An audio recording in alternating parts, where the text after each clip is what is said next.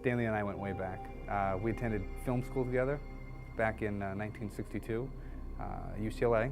He had a knack for the noir and loved to make dark films and odd films and interesting angles and camera shots, and I was really more about flipbook animation. Everybody knew he had that talent, that skill right from the beginning. Everything he did was interesting, it was appealing, it made you stop and look. I still go back and watch the early films he did, and it amazes me.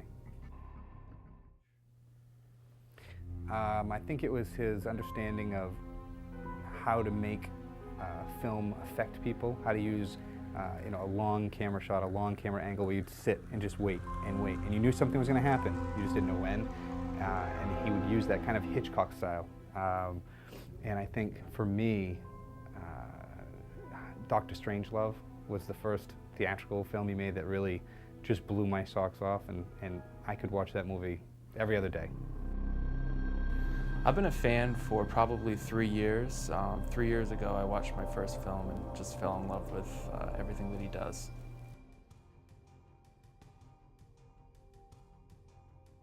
I watched Eyes Wide Shut, and that's one of the newer films. And then after seeing that, I wanted to go back and see some of his older stuff. So after seeing that, I knew he would be an excellent director and continue to make great films.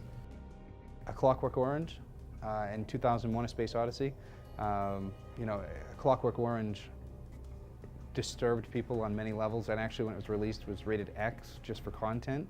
And it is still, to this day, I believe, banned in most Scandinavian countries, just for the pure violence and the shock value of it.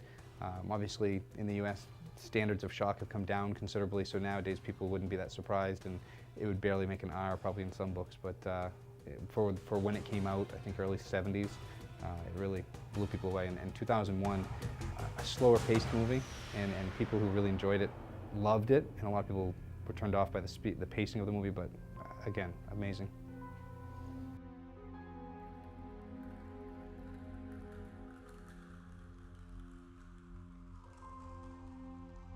The favorite project that he produced, probably The Shining. I'm from Maine, and Stephen King wrote the book, and it was just a really good movie, and I like scary movies, so.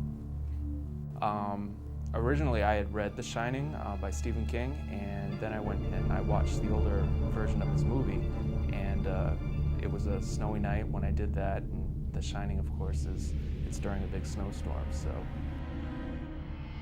During that, I was a little freaked out. A lot of the things that he had in the movie were, you could kind of see the resemblance of situations that were actually happening. So the snowstorm, it got me a little nervous, and I think that's basically because of the movie and the style of editing and the way he does things.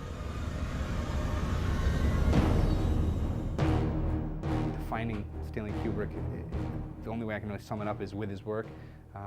He made The Shining with Jack Nicholson, and they cut the movie, released the movie, did well, it was a great movie, and then you kept hearing rumors about years after and years after he was still editing it. He had taken all the raw film, all the hours and hours of tape, put it in his house, and he would, in his spare time, re-edit and re-edit and re-edit it, because he always felt that had potential to be the perfect film, and he just couldn't quite get it right.